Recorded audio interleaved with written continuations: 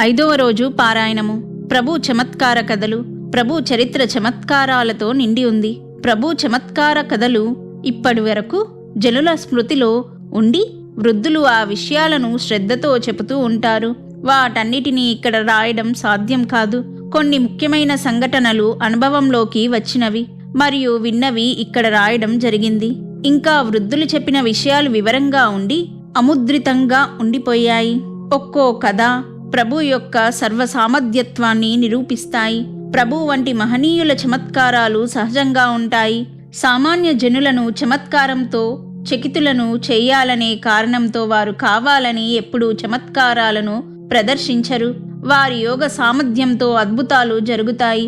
అంటే అవి ప్రభువు సహజమైన లీలలు అని శాస్త్రాలు తెలిసిన వారు కూడా ఒప్పుకుంటారు. పడవను రక్షించడం. ఒకసారి ప్రభువు దర్బారులో గాదిపై కూర్చున్నప్పుడు అకస్మాత్తుగా 2 చేతులు పైకి ఎత్తి కూర్చున్నారు. ఆ సమయంలో ఆయన శరీరంపై జుబ్బా మాత్రమే ఉంది. ఏదో అజ్ఞాత వస్తువును చేతితో ఆధారం ఇవ్వడానికి అన్నట్లుగా కనిపించింది. ప్రభు ఇలా ఎందుకు చేస్తున్నారో అడిగే ధైర్యం ఎవ్వరికీ కలుగలేదు. అక్కడున్న వారందరూ ఆశ్చర్యంగా చూస్తూ ఉండిపోయారు. కొంత సమయం తర్వాత ప్రభువు తన చేతులను కిందికి దించారు. అప్పుడు ప్రభు చేతిలో నుండి నీళ్లు రాసాగాయి. శరీరంపై ఉన్న జుబ్బా పూర్తిగా తడిసిపోయింది. జనులకు ఇలా ఎందుకు జరిగిందో, ప్రభు ఇంత చెమటతో ఎందుకు తడిసిపోయారో ఎవ్వరికీ అర్థం కాలేదు. ప్రభు శరీరంపై నుండి జుబ్బా తీసివేశారు. శిష్యులలో ఒకరు దానిని పిండగానే చాలా ఉప్పు నీరు వచ్చింది. కొద్ది మందిని ఆ నీటిని రుచి చూశారు. వారు ప్రభువుతో, మహారాజా, నీరు సముద్రం నీటిలాగా ఉప్పగా ఉన్నాయన్నారు. సర్ కిషన్ సింగ్ ప్రసాద్ బహదూర్ తను రాసిన పుస్తకంలో ఈ విషయాన్ని ప్రస్తావించారు.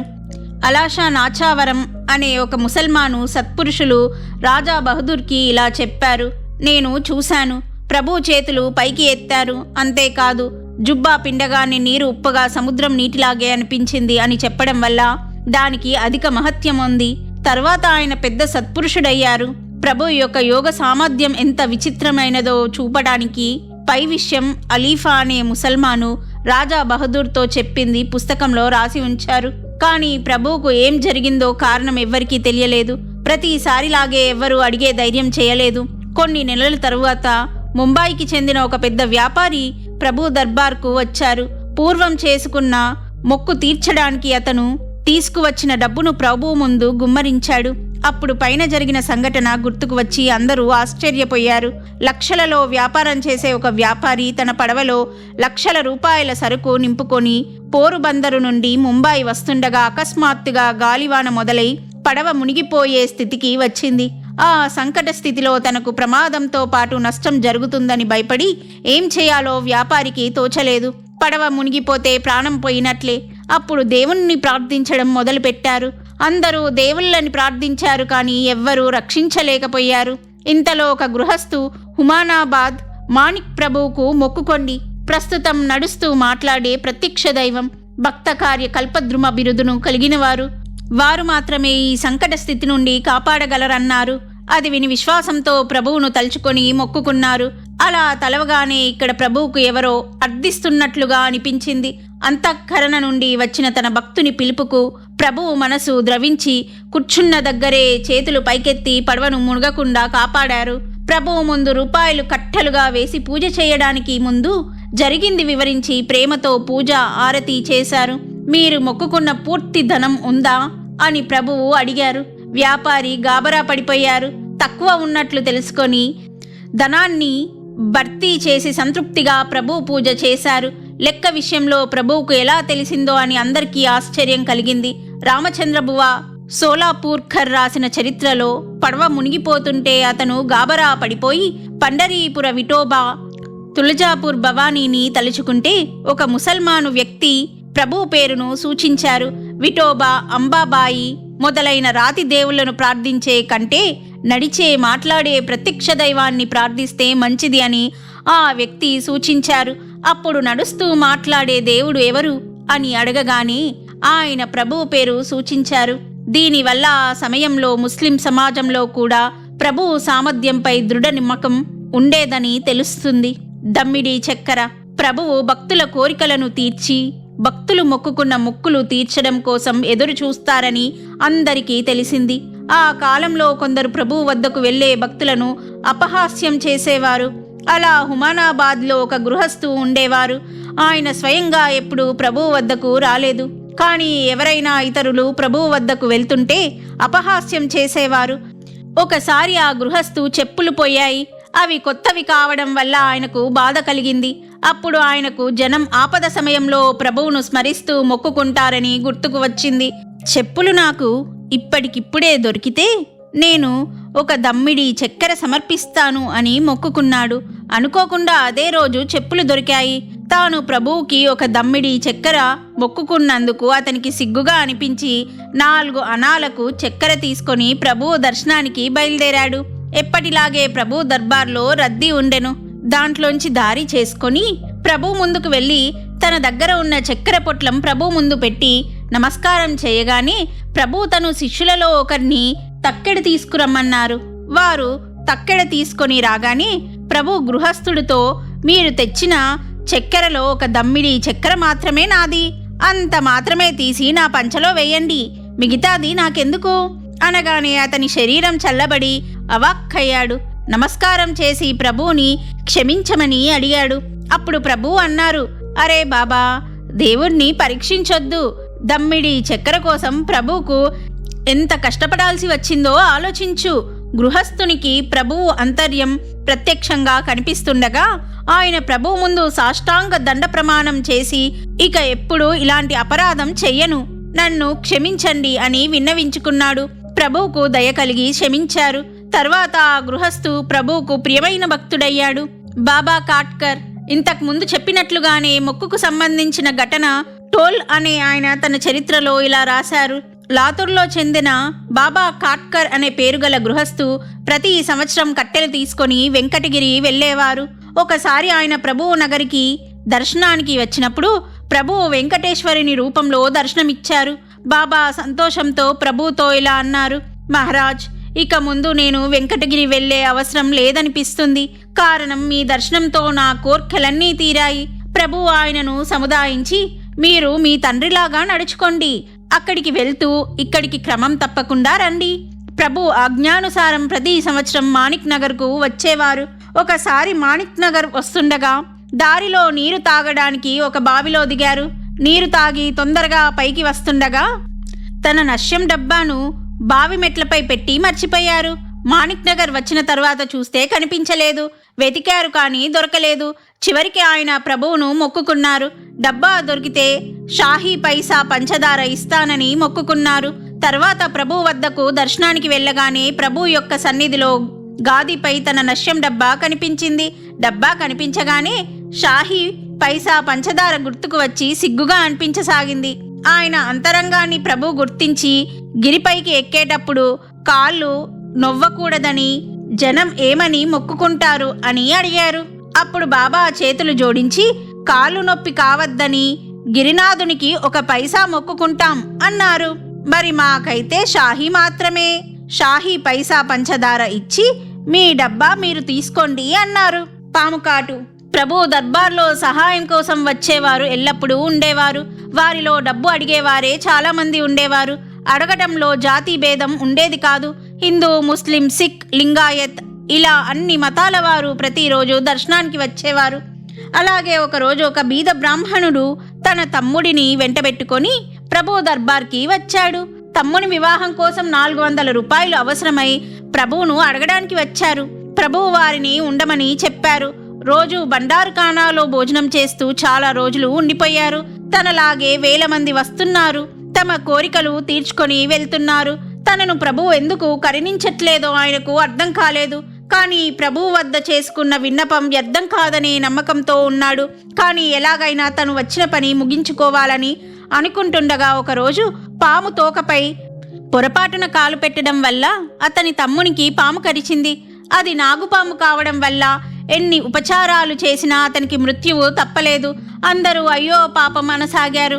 అన్న ఏడవసాగాడు. ఎవరి వివాహం కోసమైతే ప్రభు దర్బార్లో ఇన్ని రోజులు పడి ఉన్నాడో అతను చనిపోవడం వల్ల దుఃఖం ఆపుకోలేకపోయాడు. చివరికి సాయంత్రం ఈ విషయం ప్రభువుకు తెలియచేశారు. ప్రభువు దయతో వివాహం కోసం ఇక్కడ ఉన్నారు, వివాహం కాకుండానే మరణించాడా అంటూ జరిగిన విషయం విని శిష్యులతో బ్రాహ్మణుని కరచిన పామును పిలుచుకొని రమ్మని ఆజ్ఞాపించారు. ప్రభువు యొక్క ఈ చమత్కారమైన ఆజ్ఞను విని జనులందరూ ఆశ్చర్యంతో ఒకరి ముఖాలు ఒకరు చూసుకోసాగారు. చివరికి కాగడా పట్టుకునే దత్తునితో పామును పిలుచుకొని రమ్మని చెప్పారు. అతను భయపడుతూనే చేతిలో మండుతున్న కాగడా తీసుకొని సంగమము వద్దకు వెళ్ళి, ఓ బ్రాహ్మణుని కరిచిన పామా, నిన్ను ప్రభువు రమ్మన్నారు, తొందరగా రా అని గట్టిగా పిలవసాగాడు. అతని స్వరం వినగానే ఆ కాలనాగు అతని వైపు రాసాగింది. అది చూసి దత్తు భయంతో ప్రభువు వద్దకు ప్రాణభయంతో పరిగెత్తుకు వచ్చాడు. ఆ సర్పం అతని వెనకాలే వచ్చింది. అతని వెనకాల పాము రావడం చూసి జనమంతా గాబరా పడిపోయారు. అది చూసి ప్రభువు నవ్వుతూ ఇలా అన్నారు, సర్వం కల్విదం బ్రహ్మ అనే విషయం తెలిసిన పండితులు కూడా భయపడడంలో అర్థం లేదు. అలా ఎందుకన్నారంటే ఆ సమయంలో అక్కడ పండితుల బృందం కూర్చొని వేదాంత చర్చలో ఉండేరి. అంతలోనే ఈ నాగుపాము విషయం వచ్చింది. ఆ సర్పం ప్రభువు ముందుకు రాగానే ప్రభువు తనపై ఉన్న వస్త్రాన్ని ఆ పాముపై వేయగానే ఆ సర్పం పడగ విప్పి ఉండిపోయింది. ప్రభువు ఆ నాగుతో ఇలా అన్నారు, మా దగ్గరికి 1000 మంది వస్తారు, వారిని రక్షించడం వదిలి వారికి ముప్పు కలిగించడం మంచిది కాదు. మీరు ఇక ముందు ఎప్పుడూ ఇలా చేయవద్దు అన్నారు. ఆ సర్పం చూస్తుండగానే ప్రభువు తన ముందు ఉన్న ఖర్జూర పండ్లలో నుండి ఒకటి తీసుకొని తన నోట్లో వేసుకొని తిరిగి నోట్లో నుండి తీసి ఆ బ్రాహ్మణునికి ఇచ్చి దానిని అరగదీసి రసాన్ని తమ్ముడి నోట్లో పోయండి, అతడు లేస్తాడు అని చెప్పారు. ఇంకోసారి ఇలాంటి పనులు చేయవద్దని చెప్పి ఆ సర్పాన్ని అక్కడి నుండి వెళ్ళమన్నారు. ఇక్కడ అరగదీసిన ఆ ఖర్జూర పండు రసం చనిపోయిన తమ్ముని నోట్లో పొయ్యగానే నిద్రలో నుండి లేచినట్లుగా బ్రాహ్మణ యువకుడు లేచి కూర్చున్నాడు. ఇది చూసి అక్కడ కూర్చున్న వారందరూ ఆశ్చర్యచకితులై ప్రభు అద్భుత సామర్థ్యాన్ని ప్రశంసించసాగారు. వారిని మృత్యువు నుండి బయటకు తెచ్చిన తర్వాత వారు అడిగినంత ధనం ఇచ్చి సంతోషపరిచారు. తన తమ్ముడికి మృత్యుగండం ఉందని ముందే తెలిసి ప్రభువు తన వద్దనే ఉండమన్నారని అన్నకు తర్వాత అర్థమైంది. ఈ ఆపద నుండి సురక్షితంగా బయటపడ్డామని ప్రభువుకు ఆ బ్రాహ్మణుడు ఎన్ని ధన్యవాదాలు తెలియజేశారో పాఠకులే ఊహించాలి. టెహలాదాస్ తల్లి మారుతి గుడి వద్ద టెహలాదాస్ అనే పేరుగల సాధువు తన తల్లితో ఒక గుడిసెలో ఉండేవారు. ఆమె వయస్సు 125 సంవత్సరాలు. ప్రభువు రోజుల్లో ఏదో ఒక సమయంలో గంట కానీ 2 గంటలు కానీ ఆమె వద్ద మాట్లాడుతూ కూర్చునేవారు. తనతో మాట్లాడుతూ కూర్చుంటే ఇతరులెవ్వరినీ అక్కడ కూర్చొనిచ్చేవారు కాదు. గుడిసె బయట కాపలా కాసేవారు ఉండేవారు. టెహలడాస్ ఆ గుడిసె ముందు చెట్లు పెంచి రమణీయంగా తయారు చేశారు. అది చూసి ఇతర సాధువులు గుడిసెలు వేసుకొని చుట్టుపక్కల ఉండసాగారు. రోజు బండారుఖానా నుండి ఆ ముసలమ్మకు 3 రొట్టెలు తెచ్చి ఇచ్చేవారు. ఒకరోజు ప్రభు ఆ ముసలామె దగ్గర కూర్చున్నప్పుడు ఆ గుడిసె అకస్మాత్తుగా తగలబడింది. కొద్దిసేపట్లో ఇతర గుడిసెలకు మంటలు వ్యాపించి ఆ ప్రదేశమంతా పొగతో నిండిపోయింది. గుడిసెకు నిప్పంటుకుందని ఆ గుడిసెలో ముసలామతో పాటుగా ప్రభువు కూడా ఉన్నారని తెలిసి జనం హాహాకారాలు చేయసాగారు. బిందెలతో, హండాలతో, తాపేలాలతో బావిలో నుండి నీరు తెస్తూ మంటలపై పోయసాగారు. కొందరు ప్రభువు కోసం గుండె బాదుకొని ఏడవసాగారు. ఆ మంటల్లోనే సిపాయి, పరదేశీ జనం ప్రభువును వెతకసాగారు. తాత్యాసాహెబ్ వారి కుటుంబంతో పాటు ఆ ప్రదేశమంతా రోదనలతో నిండిపోయింది. ఆ ముసలామె కూడా ఎక్కడా కనిపించడం లేదు. ప్రభువు ఆ ముసలామతో పాటు కాలిపోయారని ఊహించి ఏడవసాగారు. అక్కడ వాతావరణం భయంకరంగా తయారైంది. ఒక వెంకమ్మ మాత్రం గాది వద్ద ప్రశాంతంగా కూర్చుండిపోయింది. ఆమె మనస్సులో ఏ రకమైన బాధ కనిపించలేదు. అంతలో ప్రభువు ఆ ముసలామెను వీపుపై ఎక్కించుకొని గాది వద్దకు వచ్చారు. వారు ఎక్కడ నుండి వచ్చారో ఎవ్వరికీ అర్థం కాలేదు. ప్రభు జీవించే ఉన్నారని చూసిన వారి ఆనందం వర్ణించతరం కాదు. కానీ ప్రభువు ఇంత అగ్నిలో ఎవరికీ కనిపించకుండా బయటకు ఎలా వచ్చారో ఎవ్వరికీ తెలియలేదు. తరువాత కొన్ని రోజులకు ప్రభు ఆజ్ఞతో ఆమె ప్రభువు సన్నిధిలో మరణించింది. అగ్ని నారాయణుడు ఇంతకు పూర్వ అధ్యాయంలో యజ్ఞానికి సంబంధించిన వివరణ ఇవ్వడం జరిగింది. ఆ యజ్ఞానికని తీసుకువచ్చిన సామాగ్రి ఆ యజ్ఞంలోనే ఉపయోగించాలి, అందులో ఏమి మిగల్చరాదు అని ప్రభువు ఆజ్ఞాపించినా కూడా వంట సామాగ్రి గది చూసుకునేవారు తమ అలవాటు ప్రకారం నెయ్యి బిందెలు, కొంత సామాగ్రి తీసి ఉంచారు. ఈ విషయం తాత్యాసాహెబ్ గారికి తెలుసు. ఒకరోజు తాత్యాసాహెబ్ ప్రభు సన్నిధిలో కూర్చున్నప్పుడు అకస్మాత్తుగా గోసాయి బైరాగుల సమూహం ప్రభు దర్బార్లో ప్రవేశించారు. వారికి వండుకోవడానికి సామాగ్రి అందజేయవలసిందిగా ప్రభు ఆజ్ఞాపించారు. వంట సామాన్ల గదిలో నెయ్యి ఉందా అని ప్రభు ప్రశ్నించగానే లేదు అని తాత్యాసాహెబ్ గారు అన్నారు. వంట సామాగ్రి గదిలో ఉండే మనిషి కూడా లేదు అనగానే హుమానాబాద్ నుండి తీసుకొని రావాల్సిందిగా హుకుం జారీ చేశారు. ఇది జరిగి గంట తరువాత అదే గదిలో నిప్పంటుకుందనే సమాచారం అందింది. ఇది విని తాత్యాసాహెబ్ గారు లేచి తొందరగా వెళ్ళబోయారు. కానీ ప్రభు ఆయనను అక్కడే కూర్చోబెట్టుకున్నారు. తాత్య వంట సామాగ్రి గదిలో ఏ సామాను మిగల్లేదు అన్నారు కదా, నిప్పంటుకుంటే ఏమవుతుంది? దానిని ఆర్పడానికి ఎందుకంత తొందర? యజ్ఞంలో అగ్నినారాయణుడు తృప్తి చెందలేదనిపిస్తుంది. అందుకని నెయ్యి మంచిగా వేసి ఆయనను తృప్తిపరచాలి. అందువల్ల దాంతోపాటు హుమానాబాద్ నుండి తెచ్చిన నెయ్యి కూడా వేసి అగ్నినారాయణ్ణి శాంతపరచండి. గదిలో ఉంచిన మొత్తం నెయ్యి అగ్నినారాయణుడు మొదలే కొంత శాంతపరుచుకున్నాడు. గది చూసేవాడు కొంచెం సామాగ్రి ముందు తీసి పెట్టుకున్నాడు. అది మంచి ఉద్దేశమే.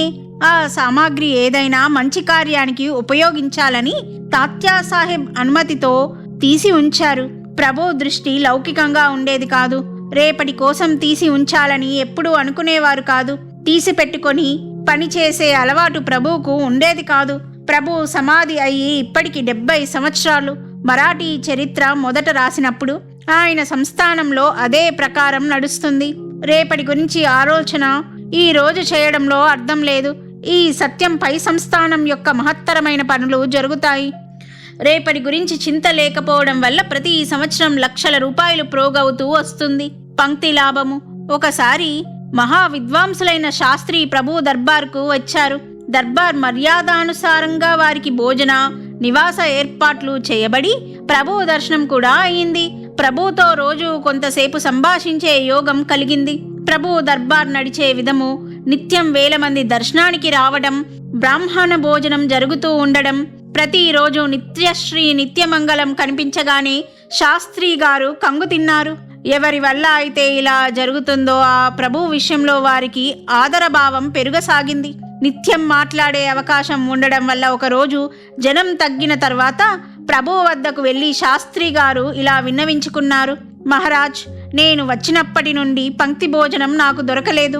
పంక్తి ప్రసాదం తీసుకోవాలని నాకు కోరికగా ఉంది అని ప్రార్థించారు. అప్పుడు ప్రభువు శాస్త్రి గారు, మేము ఫకీరులం, మాకు పంక్తి అంటూ ఉండదు. మీకు అది నచ్చుతుందో లేదో ఎవరికి తెలుసు. అయినా మాకు ఖచ్చితమైన సమయం అనేది లేదు. అయినా కూడా మీరు కావాలనుకుంటే నేను మిమ్మల్ని పిలుస్తాను అన్నారు. మీరు ఎప్పుడు పిలిస్తే అప్పుడు మీ ముందు హాజరవుతాను అంటూ ఆనందంతో శాస్త్రి గారు వెళ్ళిపోయారు. ఇలా చెప్పిన తర్వాత మరుసటి రోజునే మిమ్మల్ని పంక్తికి పిలుస్తాను అని ప్రభువు శాస్త్రికి తెలియజేశారు.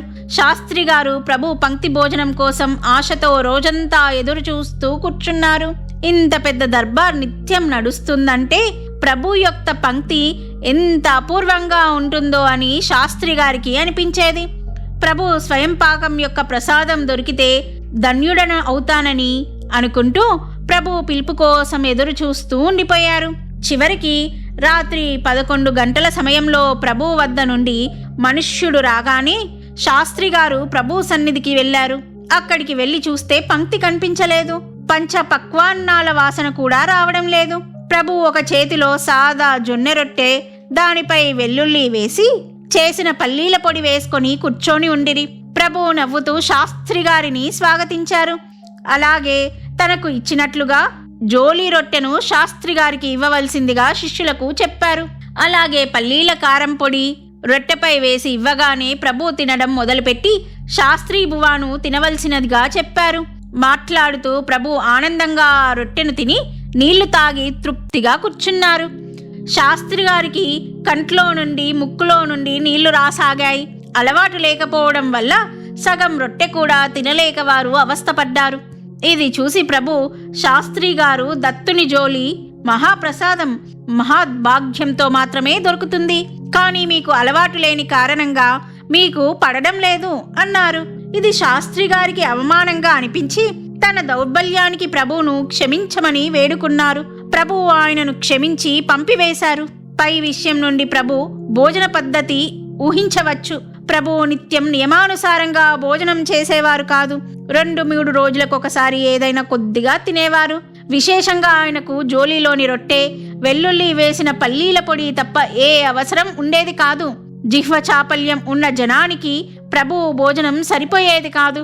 అలాంటి వారి కోసం విడిగా భోజన ఏర్పాటు చేయడం వల్ల ఎవ్వరికీ ఏ విధమైన కష్టం కలిగేది కాదు. మాణిక్య ప్రభువుకు చిన్నపిల్లలంటే ఇష్టంగా ఉండేది. తను కూడా వాళ్లతో ఆడడం, చిన్నపిల్లలలాగా మాట్లాడడం, నవ్వడం, ఇలా అనేక విధాలైన ఆటలు ఆడుతుండేవారు. పిల్లలతో పిల్లలలాగా, యువకులతో యువకుడిగా, వృద్ధులతో వృద్ధులలాగా తాత్కాలికంగా ప్రవర్తించేవారు. వారి మాటలలో మృదుత్వం, వినోదం, ప్రేమతత్వం నిండి ఉండేది. అందువల్ల ప్రభు పిల్లలకు ఇష్టమయ్యేవారు. చిన్న పిల్లలతో సమానంగా ఆడేవారు. పిల్లల గొంతు ఎవరిదైనా బావుంటే వారికి పదాలు, గీతాలు నేర్పించేవారు. విఠోబా కోమటి అనే పేరుగల వృద్ధ గృహస్థు చాలా రోజుల కింద మాణిక్ నగర్లో ఉండేవారు. వారు మరాఠీ చరిత్రకారులైన గణేష్ రఘునాథ్ కులకర్ణి గారితో వారికి ప్రభువు నోటి నుండి పదాలను, గీతాలు వినే భాగ్యం చాలాసార్లు కలిగిందని, ప్రభువు గాయకుడు కాకపోయినా చిన్నతనంలో ప్రభువు వారిని దగ్గర కూర్చోబెట్టుకొని గీతాలు నేర్పించేవారని, వారు పాడుతుండగా దివ్యత్వం యొక్క ఆనవాళ్లు కనిపించేవని తెలిపారు. ఇలాంటి చిన్నపిల్లల్లో మాణిక్య అనే పేరుగల పాటిల్ గారి కుమారుడు ప్రభువుతో సన్నిహితంగా ఉండేవాడు. ప్రభు ఆశీర్వాదంతో కొడుకు జన్మించడం వల్ల ఆయన కొడుకుకు మాణిక్య అని పేరు పెట్టుకున్నాడు. మాణిక్ నగర్ నుండి పాటిల్ వాళ్ళ ఊరు 4 కోసుల దూరంలో ఉండేది. కానీ ప్రతి గురువారం కొడుకును తీసుకుని ప్రభు దర్శనానికి వచ్చేవారు. మాణిక్య ప్రభు ఆకర్షణలో చిక్కుకున్నాడు. ప్రభు అంటే తన సర్వస్వంగా భావించేవాడు. ప్రభు వద్ద నుండి తిరిగి గ్రామానికి వాడిని తీసుకుపోవడం ఆ తండ్రికి చాలా కష్టమయ్యేది. ఒకరోజు ఆ చిన్న మాణిక్య తన పొలంలో ఆడుకుంటుండగా ఒక లోతైన బావిలో పడ్డాడు. పడుతుండగా మాణిక్యకు ప్రభు గుర్తుకు వచ్చి ప్రభు అని పిలిచాడు. భక్తులు మరియు అందులో మాణిక్య వంటి ముగ్ధ బాలునికి కలిగిన ముప్పుకు ప్రభువు వెంటనే స్పందించి వెళ్లి రక్షించారు. ఎలాంటి దెబ్బ తగలలేదు. అంతేకాదు, నిత్యం ప్రభువు వద్ద ఆడుతున్నట్లుగానే ఆ బావిలో వాడికి అనిపించసాగింది. ఇక్కడ మాణిక్య తల్లిదండ్రులకు వాడు బావిలో పడిన విషయం తెలిసి భయంతో పరుగులెత్తుకొచ్చారు. తల్లి స్వరం విని మాణిక్య మాట్లాడసాగాడు. అందరికీ ఆశ్చర్యం కలిగింది. ఇంత లోతైన బావిలో పడ్డ పిల్లవాడు ఎలా బతికాడు?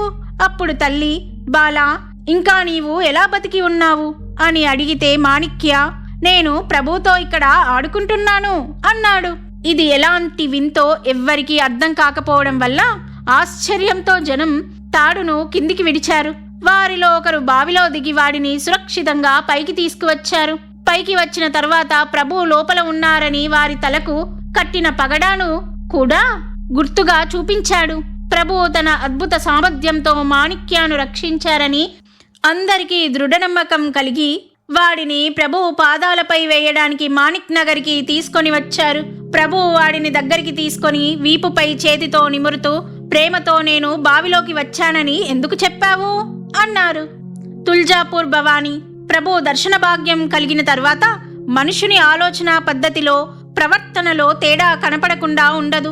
ముస్లింలు తమ సంకుచిత దృష్టికి సిగ్గుపడి ప్రభువు యొక్క ప్రభావంతో హిందువులపై ద్వేషభావం పోయేది.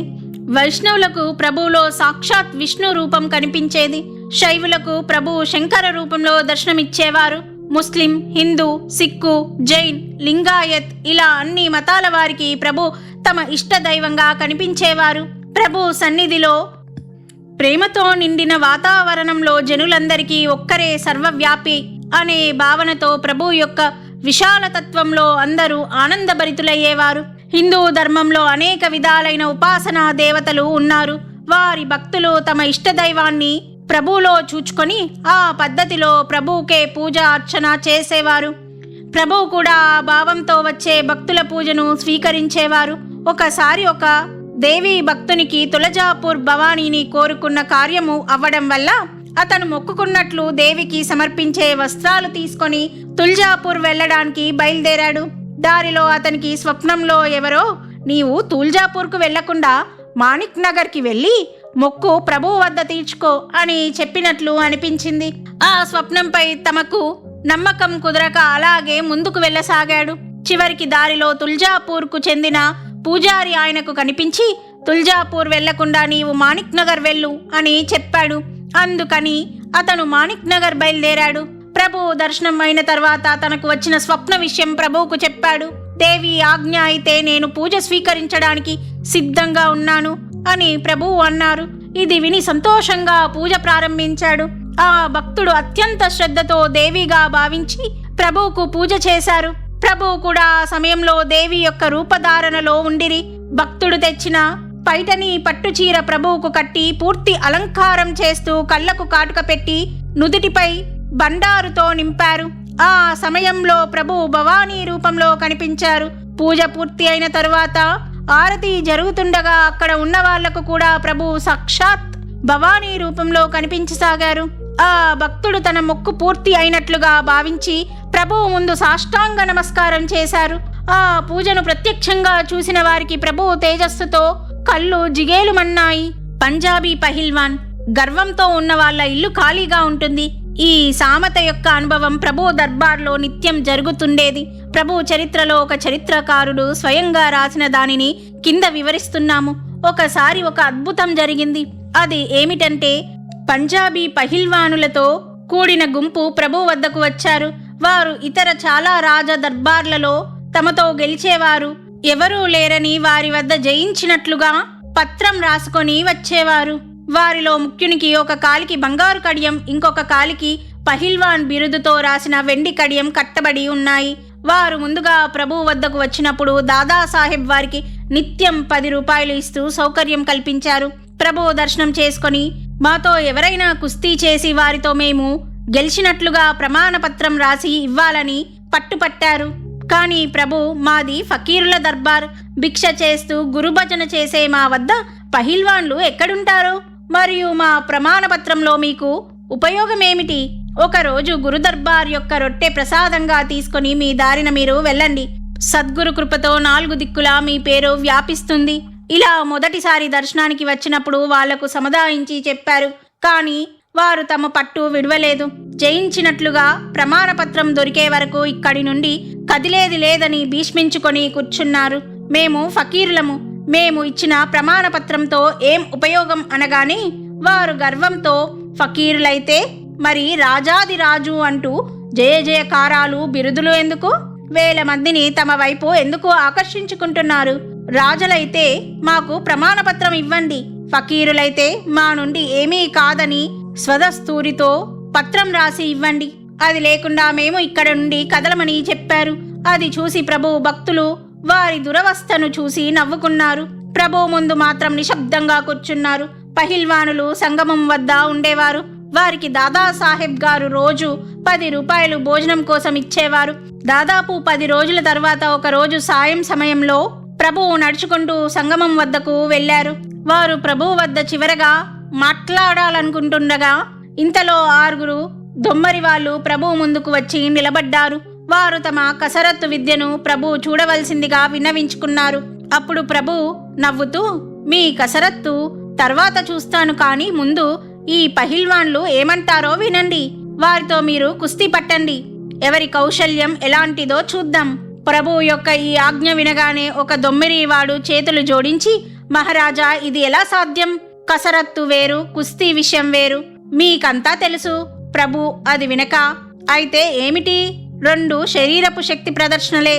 అసలైతే పహిల్వాన్ కంటే మీ కసరత్తు కఠినం. ఎందుకంటే పహిల్వాన్లకు శక్తి మాత్రమే ఉంటే చాలు.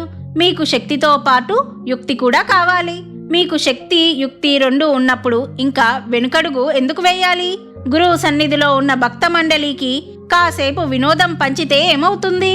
ఇది రాజు లేక నవాబు లేక బాద్షా దర్బార్ అవునా కాదా కూడా చూద్దాం.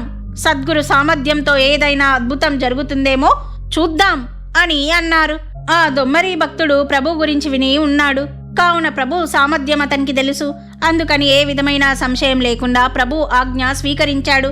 నేను సిద్ధంగా ఉన్నాను అని ఆ పహిల్వాన్లకు తెలిసేటట్లు ప్రభు ముందు 2 చేతులు కట్టుకొని నిలబడ్డాడు. ఆ పహిల్వాన్ ముందే గర్వంతో ఉన్నాడు. వారికి తన బల సామర్థ్యం తెలియదని అనుకొని ఎదుటి వారిని తక్కువ చేసి చూపించాలని ఆ దొమ్మరితో ఇలా అన్నాడు.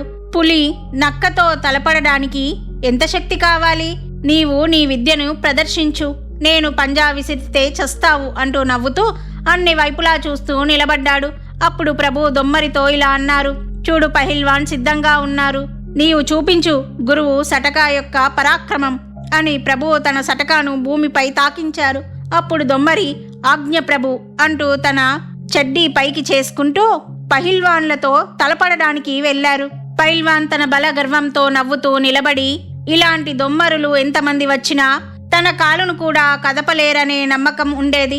దొమ్మరి తనపై వచ్చి పడ్డా చేతిని కూడా కదపలేడు అనుకున్నాడు. కాని ఏమి చమత్కారం! దొమ్మరి ఆ పహిల్వాన్ భుజాలు పట్టుకొని వేగంతో వెనక్కి తోయగానే పత్తి సంచి పడ్డట్లుగా అతను కింద పడిపోయాడు. అప్పుడు కళ్ళల్లో ఉన్న మైకం దిగిపోయి దొమ్మరి శరీరం కూడా తనలాగే బలమైనదని తెలిసి వచ్చింది.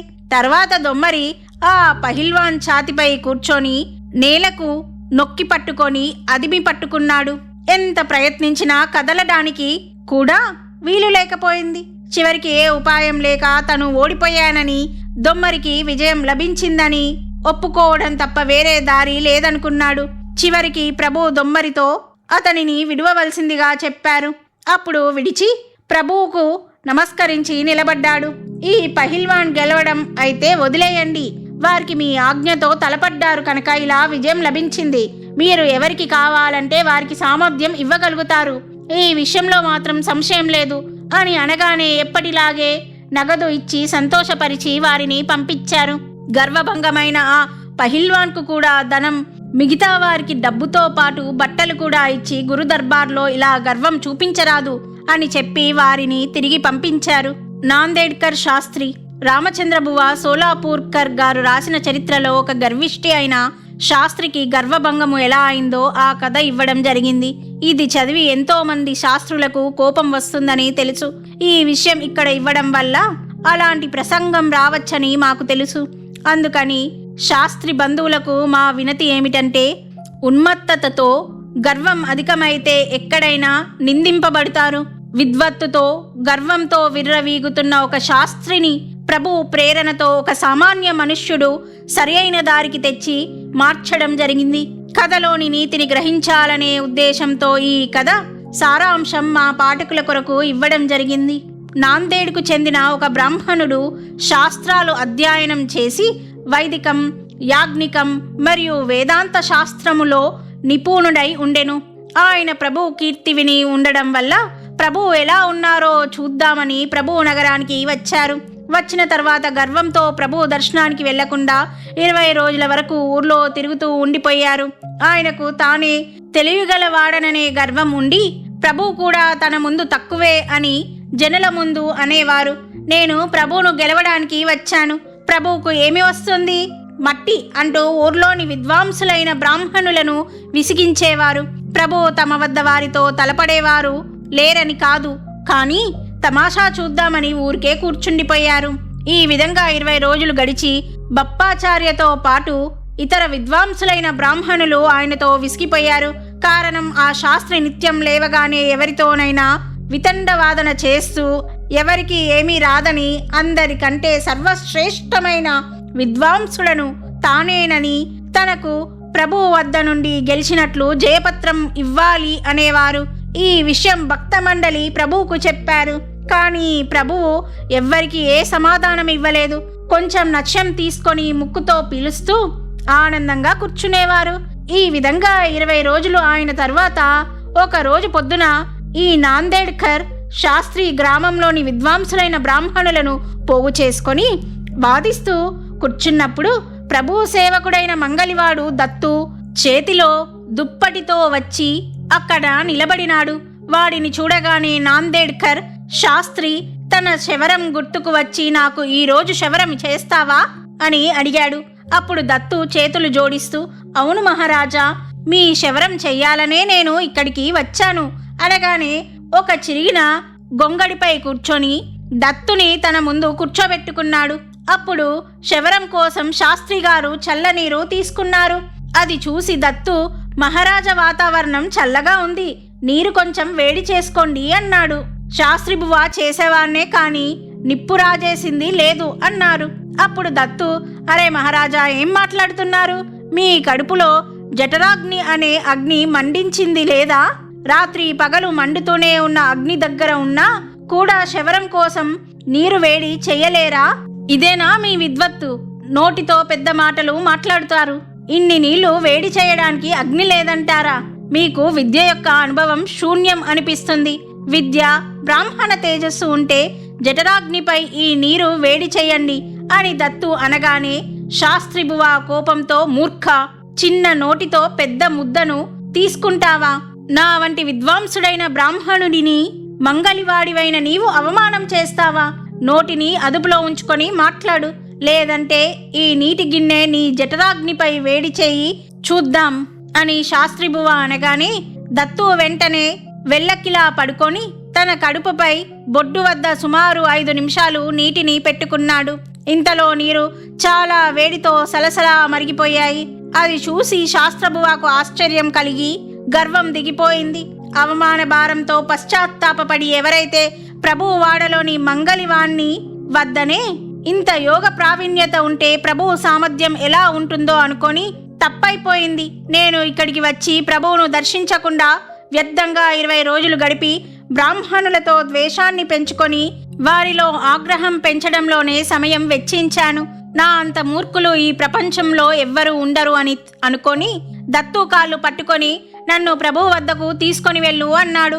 అప్పుడు దత్తు శాస్త్రి గారి కాళ్ళు పట్టుకొని, మీ వంటి విద్వాంసులైన బ్రాహ్మణులను ప్రభువు వద్దకు తీసుకొని వెళ్లే యోగ్యత నాకు లేదు. ఈ పని బప్పాచార్యులు మొదలైన బ్రాహ్మణ బృందంలోని వారు చేస్తారు అంటూ శాస్త్రి గారిని బప్పాచార్యులకు అప్పగించారు.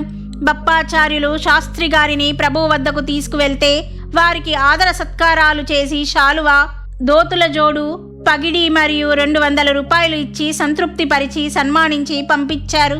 సిక్ మతస్థుని ముడుపు. గోపాన్పల్లి అనే గ్రామంలో ఒక సిక్ మతానికి చెందిన గృహస్థు నివసిస్తుండేవారు.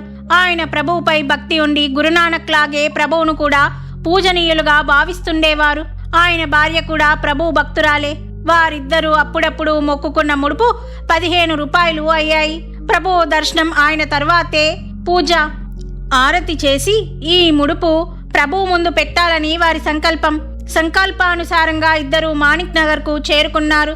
సంగమంలో స్నానం చేసి ప్రభు పూజ కోసం సామాగ్రిని సమకూర్చుకొని పూజకు పేడా కావాలని ఆ సిక్ 1 రూపాయి పేడా కొనుక్కొని రావడానికి హుమానాబాద్కు వెళ్ళాడు. సంగమంలో ఆయన భార్య ఎండలో కూర్చొని ఉంది. భర్త హుమ్నాబాద్ నుండి పేడా తెచ్చిన తర్వాత పూజ చేసి ముడుపు అర్పించాలని వారిద్దరి కోరిక. ముడుపు కట్టింది భార్య వద్ద ఉంచి భర్త హుమ్నాబాద్కు వెళ్ళాడు. ఇంతలో ప్రభువు వద్ద ఉండే ఒక బ్రహ్మచారి ఈ సిక్ స్త్రీని వెతుక్కుంటూ సంగమ ప్రదేశానికి వచ్చాడు. నేనే ఆ సిక్ స్త్రీని అని ఆమె చెప్పగానే ఆ బ్రహ్మచారి, నీ దగ్గర ఉన్న 15 రూపాయల ముడుపు నాకు ఇవ్వు, ప్రభు ఈ ముడుపు కోసం నన్ను ఇక్కడికి పంపించారు అన్నాడు. తామైతే ఈ ముడుపు విషయం ఎవరికీ చెప్పలేదు.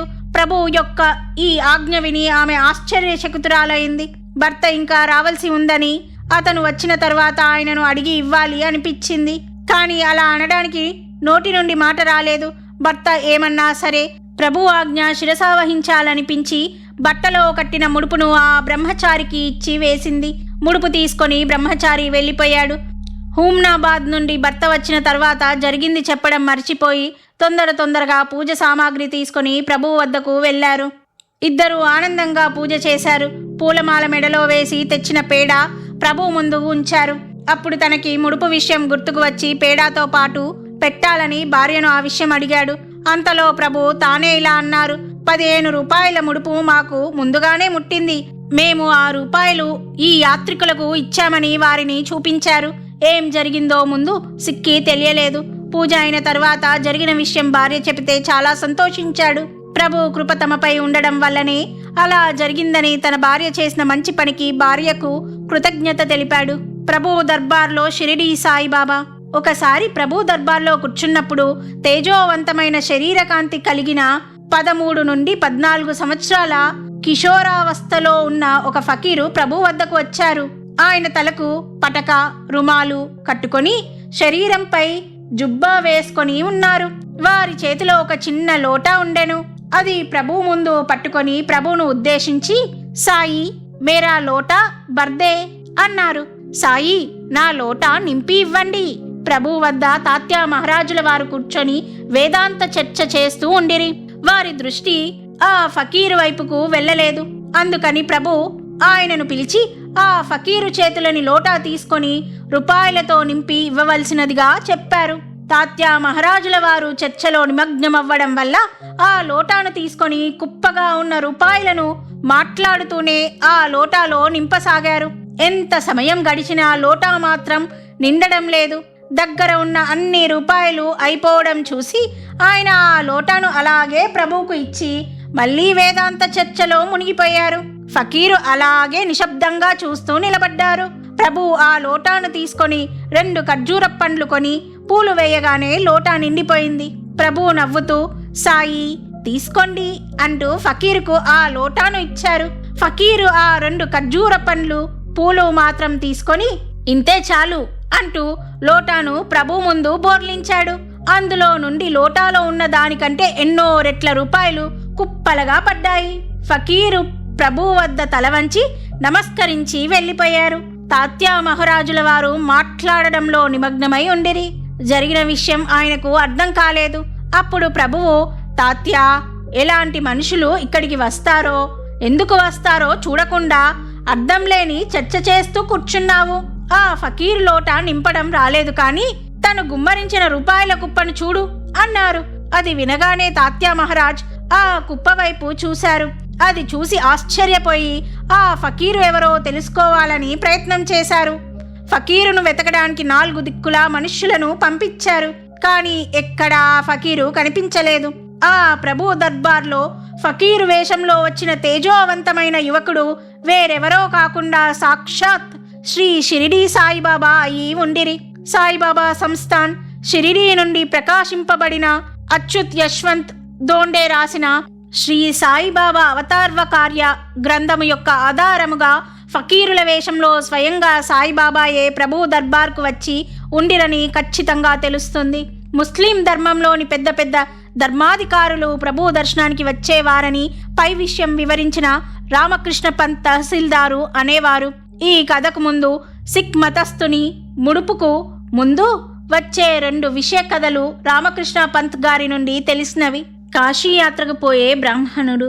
ఒక బీదవాడైన బ్రాహ్మణుడు తన భార్యతో కలిసి కాశీయాత్రకు వెళ్లాలనే కోరికతో మాణిక్ నగర్కు వచ్చాడు. ప్రభు దర్శనం చేసుకొని ప్రసాదం ఇవ్వమని అడిగాడు. ప్రభు ఒక శిష్యుడికి వంట సరుకులు ఉంచే గదిలో ఏమైనా ఉందేమో చూసి రమ్మని పంపించారు. శిష్యుడు ఆ గదికి వెళ్లి చూసి ఏమీ లేదని తిరిగి వచ్చాడు. ఎన్నిసార్లు అడిగినా ఏమీ లేదని చెప్పసాగాడు. తర్వాత ఇంకో శిష్యుడిని పిలిచి ఆ గదిలో నుండి చేతికి ఏది వస్తే అది తీసుకొని రావాల్సిందిగా చెప్పారు. ఈయనకు 10-15 మినుముల గింజలు కనిపించాయి. అవి తీసుకొని ప్రభు వద్దకు వచ్చాడు. ప్రభు వాటిని తీసుకొని ఒక కాగితంలో వేసి ఒక పువ్వు వేసి పొట్లం కట్టి బ్రాహ్మణుని చేతికి ఇస్తూ, ఇది ఒక డబ్బాలో వేసి నిత్యం పూజ చేయండి అని చెప్పారు. అలాగే కాశీయాత్రకు బయలుదేరవలసిందిగా చెప్పారు. ప్రభు వద్ద నుండి దారి ఖర్చులకు డబ్బు దొరుకుతుందని ఆ బ్రాహ్మణుడు ఆశపడ్డాడు. కానీ అది దొరకక ఆ బ్రాహ్మణుడు నిరాశ చెందాడు. ఆయన భార్య మాత్రం తెలివిగల్లదై ఉండెను. ప్రభువుపై ఆమెకు భక్తి ఉండెను. ప్రభువు చేతి ప్రసాదంతో తమ కార్యం సఫలమవుతుందని పూర్తి నమ్మకం ఉండడం వల్ల దొరికిన దానితో సంతోషపడింది. ఆ దంపతులు ప్రసాదం తీసుకొని కాశీ వెళ్ళడానికి ప్రయాణమయ్యారు. 2 కోసులు నడిచిన తర్వాత దారిలో ఉన్న గ్రామంలో అదర సత్కారాలతో పాటు 10 రూపాయలు కూడా దొరికాయి. ప్రభు ప్రసాదం యొక్క మహిమ చూసి ఆయన భార్య ఆనందించింది. ఆమె ఎప్పుడూ ప్రభు స్మరణ చేస్తూ ఉండేది. తర్వాత కూడా ద్రవ్య ప్రాప్తి, భోజన ప్రాప్తి కలిగి యాత్ర నిర్విఘ్నంగా జరిగింది. దారిలో ఎలాంటి కష్టం కలగకుండా, ద్రవ్యలోటు కూడా ఎక్కడా రాకుండా ఆనందంగా యాత్ర పూర్తి చేసుకొని తమ గ్రామానికి వెళ్ళడానికి ముందు ప్రభువును దర్శించుకోవాలని మాణిక్ నగర్కు వచ్చారు. దర్శనం చేసుకొని పూజ చేశారు. ఆరతి అయిన తర్వాత ప్రభువు మెల్లగా, మా వస్తువు ఒకటి మీ వద్ద ఉంది, అది తిరిగి ఇవ్వండి. మీ పని నిర్విఘ్నంగా అయిపోయింది కదా, అది ఉంచుకొని ఏం చేస్తారు అని ప్రభువు అనగానే డబ్బాలోని పొట్లం తీసి ఇచ్చారు. ప్రభు అది విప్పగానే మినుములకు మొలకలు వచ్చి ఉన్నాయి. కొద్దిసేపు వాటి వైపు చూసి వాటిని దూరంగా పారేశారు. ఒకరోజు ఉండి మరుసటి రోజు తమ ఊరికి వెళ్లారు. దారిలో ఎక్కడా ముందు జరిగినట్టు భోజన వసతి దొరకలేదు. అంత దూరం కాశీయాత్ర నిర్విఘ్నంగా జరిగి ఇంత దగ్గరగా ఉన్న తమ ఊరికి వెళ్తుంటే ఇలా ఎందుకు జరుగుతుందో అని ఆ స్త్రీకి ఆశ్చర్యం కలిగింది. భర్త వద్ద ఆ విషయం ప్రస్తావిస్తుండగా ఇదంతా ఆ ప్రభు ఇచ్చిన పొట్లం మహత్యమని అర్థమైంది. ప్రభు తమ మహిమను ఆ పొట్లంతో చూపించారు. ప్రభు దయతో తమ కాశీయాత్ర కోరిక ఫలప్రదమైందని అనుకున్నారు. ఐనుద్దీన్ ఉస్తాద్ చిట్టుగుప్ప అనే గ్రామంలో ఐనుద్దీన్ సాహెబ్ అనే పేరుగల ఒక ముస్లిం పండితుడు ఉండేవాడు. ఈయన ఉపాధ్యాయుడు. సర్కారీ కచేరీలో పూర్వకాలంలో అరబ్బీ నేర్పించేవారిని నియమించేవారు. ఐనుద్దీన్కు తన విద్యపై చాలా గర్వంగా ఉండేది. చిటుగుప్పలో కొంతమంది బ్రాహ్మణుల పిల్లలు వీరి వద్ద పార్సీ నేర్చుకోవడానికి వెళ్లేవారు. ఆ విధంగా రామకృష్ణ పంత్ కూడా వెళ్లేవారు. ఐనుద్దీన్ బ్రాహ్మణులను నిందిస్తూ ఉండేవాడు. పిల్లలకు అది తప్పుగా అనిపించేది. కానీ వారికి వాదన చేసే శక్తి లేకపోవడం వల్ల నిశ్శబ్దంగా ఆయన అనేది భరించేవారు. ప్రభువుకు సంబంధించిన విషయంలో కూడా అసంబద్ధంగా మాట్లాడేవారు. మనుషులు ఇతర మనుషుల పూజ చేయడం, నమస్కరించడం తప్పు. ఇలా చేసేవారందరూ మూర్ఖులు అని ఎప్పుడూ అంటూ ఉండేవాడు. ఒకసారి రామకృష్ణ పంత్ తన తండ్రి మామతో ప్రభు దర్శనానికి వెళ్తుండగా ఐనుద్దీన్ ప్రభు ఎలాంటివారో చూద్దామని మాణిక్ నగర్కు వాళ్లతో పాటు వచ్చాడు. ప్రభు దగ్గరికి వెళ్ళగానే ముఖంలో తేడా కనిపించింది. తన సమక్షంలో 1000 మంది పూజ చేయడం, సాష్టాంగ నమస్కారం చేయడం కనిపించింది. ఈ విషయంలో మాత్రం మనుషులకు పూజ చేయడం పరమేశ్వరునికి విరుద్ధంగా పెద్ద తప్పు చేయడం అవుతుందని దాని ఆధారమైన ఖురాన్లోని వాక్యాన్ని చెప్పాడు. అది విని ప్రభు వారి జ్ఞానానికి మెచ్చుకున్నారు. అప్పుడు ఆయన అక్కడ కూర్చున్న వారి వైపు గర్వంగా చూశాడు. అలా మాట్లాడుతూనే తనకు విరుద్ధంగా ప్రభు ఖురాన్లోని 7-8 వాక్యాలు అని చూపించారు.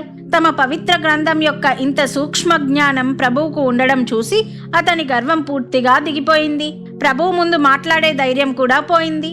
ప్రభువుకున్న జ్ఞానంలో రూపాయిలో అనా పైసా వంతు కూడా తనకున్న జ్ఞానం సరిపోదని ఒప్పుకున్నాడు.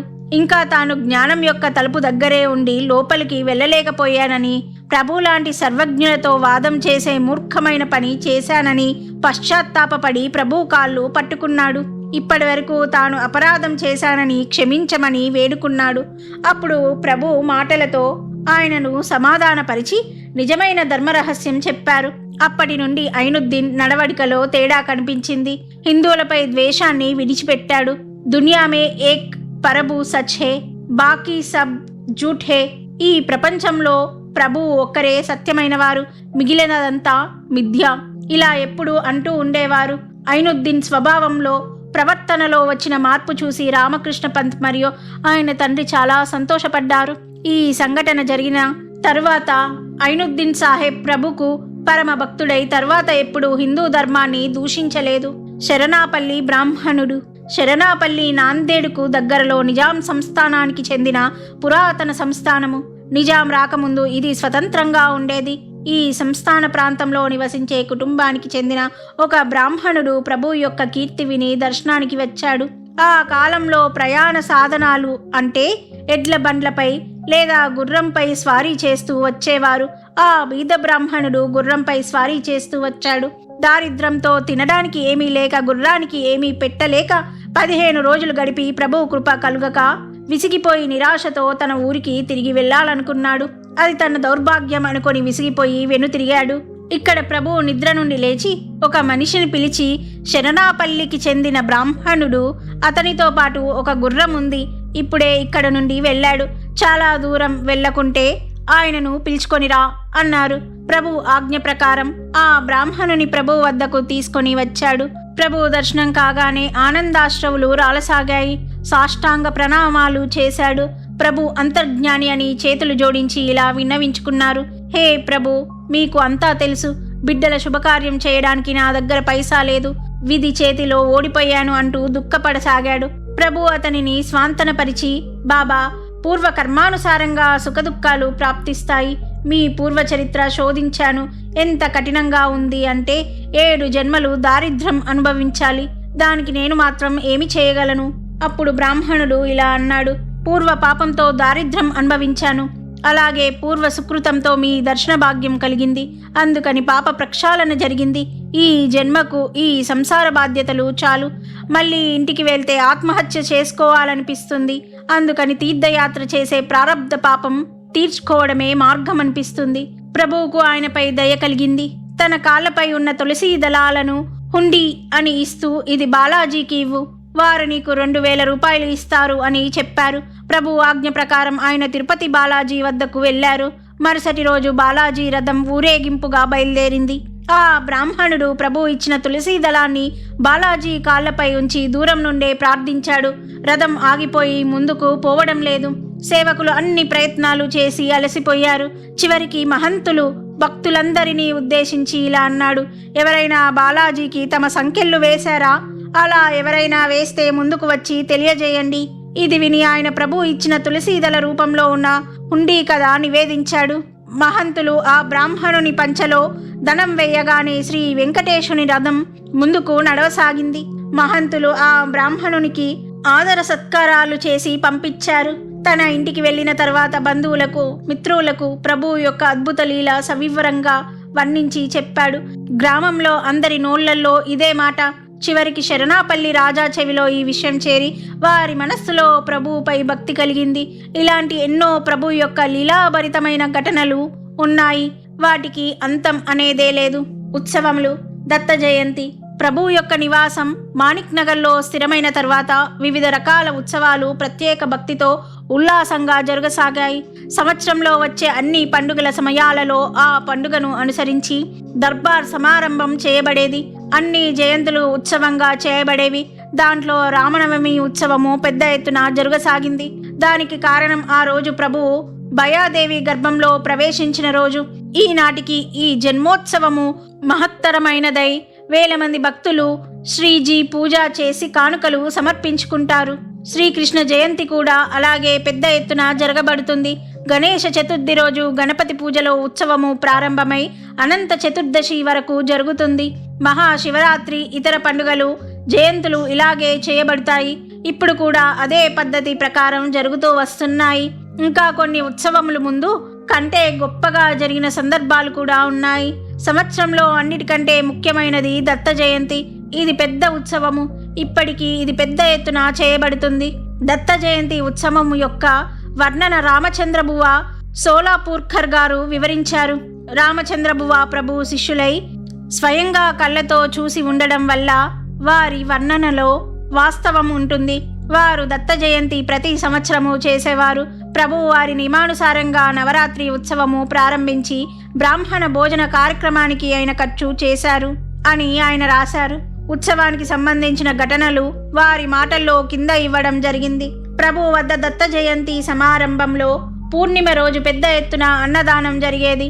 సుమారు 30 నుండి 40 వేల మందికి భోజనం, అందరికీ దక్షిణ కూడా దొరికేది. ఈ విధంగా ఒకే రోజు పెద్ద ఎత్తున జరిగేది. కానీ నాసికర్ అనే శిష్యుల ఇంట్లో ఒక రోజు ఉండేది కాదు. వారు ప్రభు గురించి చెబుతూ, మా ఉత్సవము మార్గశిర శుక్ల సప్తమి నుండి 10 రోజులు జరిగేది. రోజు అభిషేకము కొరకు 11 మంది గురుచరిత్ర పారాయణము, బ్రాహ్మణ భోజనము, హరికథ జరిగేవి. కానీ ఈ సంవత్సరము మేము ప్రభు యొక్క స్వాధీనంలో ఉండడం వల్ల మేము ఏమీ చేయలేకపోయాము. ఉత్సవానికి ఇక ఒకే రోజు మిగిలింది అనే ఆలోచన వచ్చింది. ఇంతలో ప్రభు నన్ను దగ్గరకు పిలుచుకొని అప్పాచార్యులకు, దయాలు దాసులకు నా సమక్షంలో కార్యభారాన్ని అప్పగిస్తూ, రేపటి నుండి నాసిక్కర్ వాళ్ళ ఇంట్లో దత్తోత్సవము ఉంది. అభిషేకం చేయడానికి 11 మంది బ్రాహ్మణులు, ఒకరు గురుచరిత్ర పారాయణము కొరకు, ఒకరు తులసి సమర్పించుటకు, ఇలా 13 మంది బ్రాహ్మణులను నియమించి రోజు 300 మంది భోజనం చేసేటట్లు 10 రోజులకు సరిపోయే సరుకులను సమకూర్చాలి. అవసరమైనంత వంట పాత్రలు, ఇంకా ఇతర వస్తు సామాగ్రి, దేవుడిని నిలపడానికి అవసరమైన సుశోభితమైన స్థలం తయారు చేసి ఇవ్వాలని చెప్పి 300 రూపాయలు ఇచ్చి దక్షిణ మొదలైన వాటికి ఖర్చు చేయాలని ఆజ్ఞాపించారు. 4 నిమిషాలలో మా ఉత్సవానికి సర్వం సిద్ధమైంది. ఈ విషయం 4 నెలల కింద చర్చించి ఉండిరి. ఆ విషయం ప్రభు గుర్తుపెట్టుకొని రేపు ఉత్సవం ప్రారంభం అవుతుందని తెలిసి అన్ని విధాలా తయారు చేశారు. దీనివల్ల ప్రభు యొక్క దూరదృష్టి, స్మరణ శక్తి మరియు నమ్మిన వారిపై అభిమానం ఎంతటితో కూడా తెలుస్తుంది. ఇలా 10 రోజులు దత్త జయంతి ఉత్సవము చాలా బ్రహ్మాండంగా జరిగేది. ఎక్కడైతే సాక్షాత్ ప్రభు యొక్క సహకారం దొరుకుతుందో అక్కడ లోటు ఉండేది కాదు. 9 రోజులు కీర్తనలు, సంగీత కార్యక్రమాలు, నాట్యం, వేదఘోష, బ్రాహ్మణ భోజనము మొదలైనవి ఆనందంగా జరిగేవి. జన్మదినం రోజు చాలా ఆహ్లాదంగా అనిపించింది. వేల మంది నిండి ఉన్నారు. ప్రభు మహారాజ్ స్వయంగా వచ్చి గాదిపై ఆసీనులయ్యారు. ఆ వైభవము ఏమని వర్ణించగలం. ఈ విధంగా దత్తాత్రేయుల జన్మదినం జరిగిన తరువాత మరుసటి రోజున పెద్ద ఎత్తున భోజన ఏర్పాటు జరిగేది. కానీ ఆ రోజు మా వద్ద ఏ విధమైన సామాగ్రి లేదు మరియు స్వయం పాకం కూడా లేదు. అప్పుడు నాకు చాలా ఆశ్చర్యం కలిగింది. 9 రోజుల వరకు 300 నుండి 400 మందికి మహారాజు భోజన ఏర్పాట్లు చేశారు. చివరికి భోజన సంతర్పణ రోజు ఏమీ లేకుండా ఎలా ఉంది అన్న ఆలోచనతో ఉన్నాను.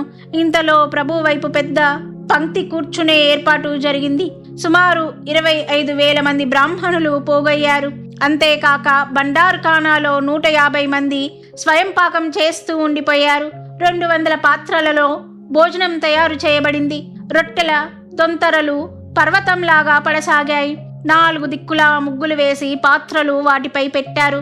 దాంట్లో చట్నీ, కూరలు, రొట్టెలు, వడలు, పులుసు మొదలైనవి వడ్డనకు తయారు చేయబడ్డాయి. రద్దీలో ఎవరితో మాట్లాడుతున్నారో తెలిసేది కాదు. కొందరు మడికట్టుకొని తమ చెంబులు తీసుకొని పంచపాత్ర మొదలైనవి వెతుక్కుంటూ కనిపించారు. కొందరు తమ పిల్లలను రామ, గోపి, చిన్న అంటూ విస్తళ్ళ దగ్గర కూర్చోవడానికి పిలవసాగారు. ఒకవైపు పురుషుల పంక్తి, మరోవైపు స్త్రీల పంక్తి కూర్చున్నారు. పసిపిల్లలు ఏడవడం వల్ల ఒకటే రద్దీ అయిపోయింది. ఇదంతా నేను నిశ్శబ్దంగా చూస్తూ నిలబడి ఉండిపోయాను. ఇంతలో గాది వద్ద నైవేద్యం, వైశ్వదేవం తయారీ జరిగి ఆరతికి సమయం అయింది. అందుకని ఉపాధ్యాయుబువా ప్రభు ఆజ్ఞతో పంచపాత్రను చేతిలో పట్టుకొని వచ్చి నన్ను తీసుకెళ్లాడు. అప్పుడు ప్రభువు నా సమక్షంలో ఉపాధ్యాయుబువాకు ఈ రోజు నైవేద్యం వైశ్వదేవం ఈ నాసిక్కర్ వాళ్ళ చేత్తో చేయించండి అని ఆజ్ఞాపించారు. అప్పుడు మా అందరికీ ఆశ్చర్యం అనిపించి నా కళ్ళు ఆనందాశ్రవులతో నిండిపోయాయి. నైవేద్యం వైశ్వదేవం అయి వడ్డించడం అయిన తర్వాత గాది మరియు ప్రభు యొక్క ఆరతి నా చేత్తోనే జరుపబడి బాజా, తాళాలు, మృదంగము, శంఖము, నగారా ఇలాంటి వాద్యాలతో చివరికి 20,000 మంది భోజనాలకు ఉదకం ప్రభు నా చేత్తో విడిపించారు.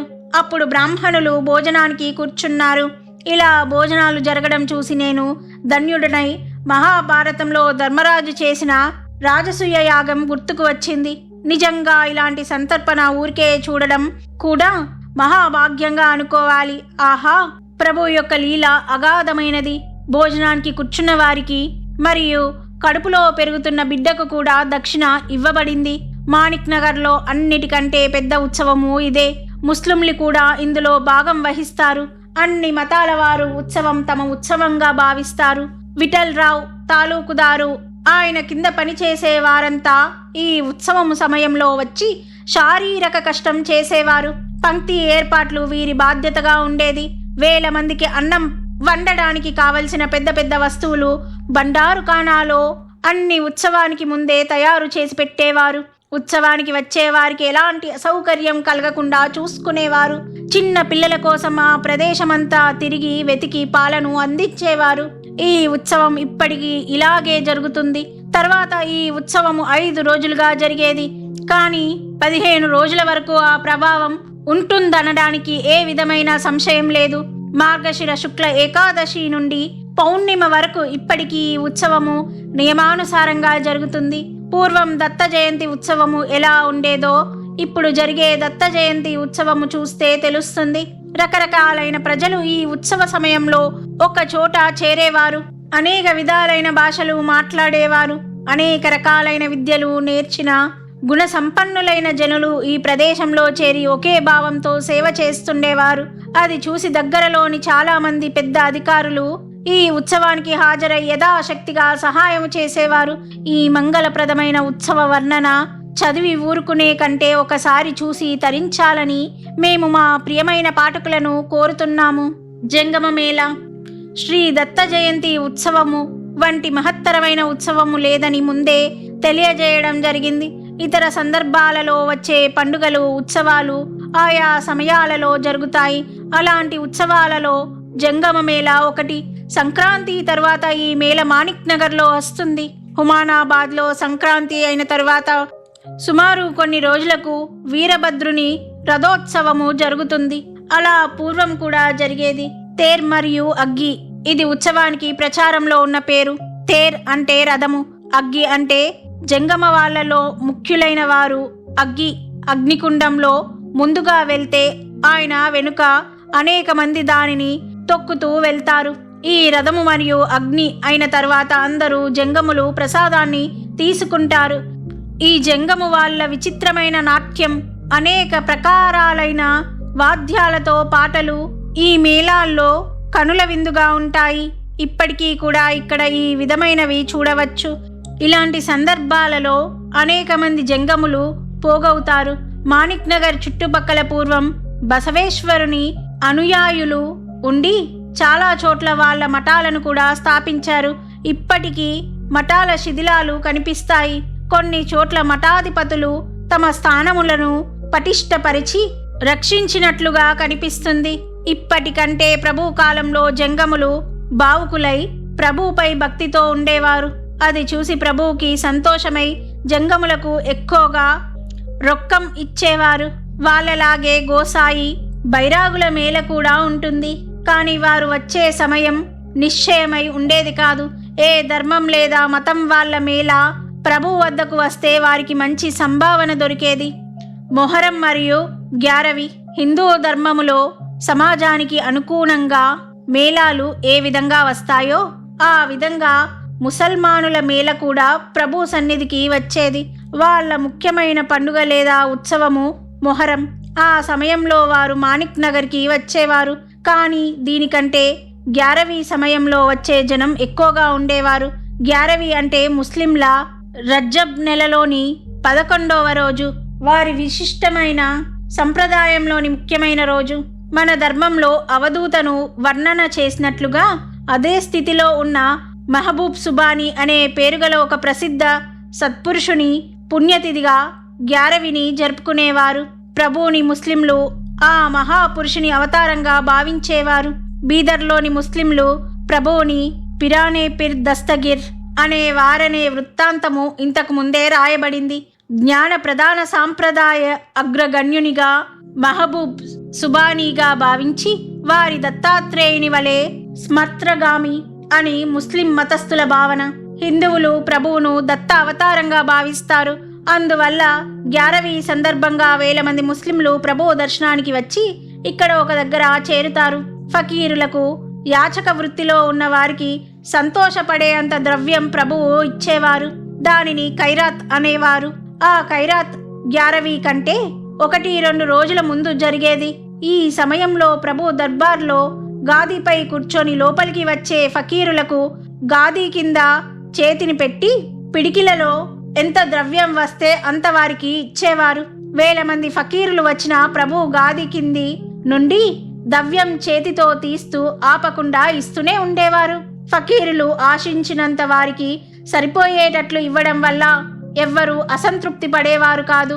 ఇలా గ్యారవి యొక్క ఖైరాత్ ఒకసారి రాత్రి 12 గంటల వరకు అఖండంగా జరిగేది. ఒకసారి ఇంతకంటే ఎక్కువ సమయం కూడా నడిచిందని ఇతర చరిత్రకారులు రాశారు.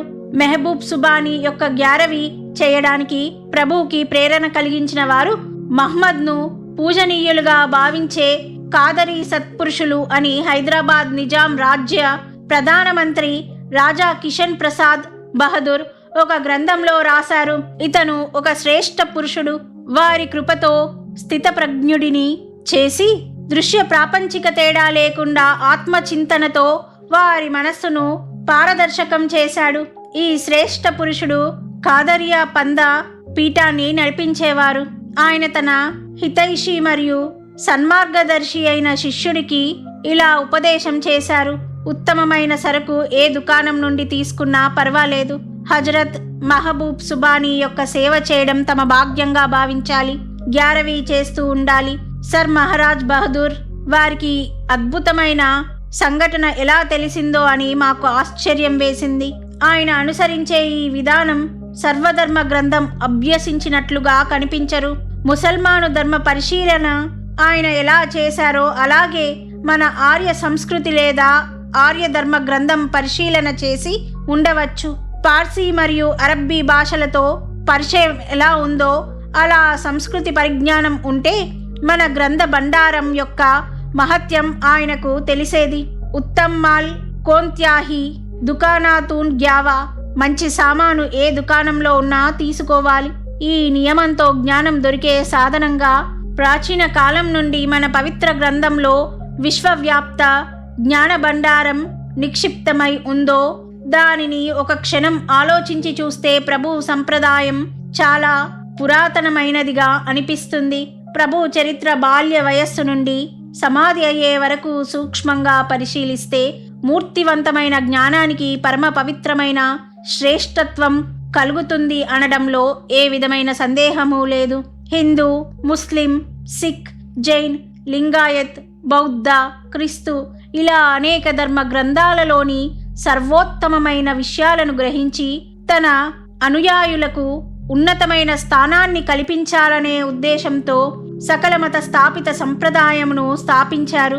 ఉత్తమ్ మాల్ కోన్తాహి దుకానాంతున్ గ్యావి, ఈ తత్వం భాగవతంలో కూడా చెప్పబడింది. ఇది అవధూత పలికిన వాక్యం అనవచ్చు.